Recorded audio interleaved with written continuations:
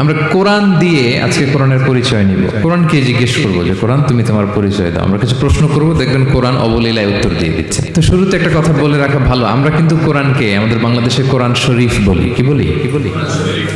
কিন্তু কোরআনে কোথাও কোরআনকে কোরআন শরীফ বলা হয়নি। শরীফ আপনি বলতে পারেন, শরীফ অর্থটা ভালোই, সম্মানিত কোরআন। কোরআন শরীফ মানে সম্মানিত কোরআন। কিন্তু আল্লাহ তাআলা কোরআনকে কোরআন শরীফ কোথাও বলেন।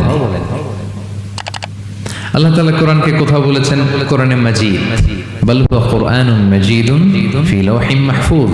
আমি লাওহে মাহফুজে এই কোরআনে মাজিদকে রেখেছি। লাওহে মাহফুজ 7 আকাশের উপরে। তুলুহু মা বাইনাস সামাই ওয়াল আরদ, আকাশ জমিন যত লম্বা লাওহে মাহফুজ ঠিক তত লম্বা।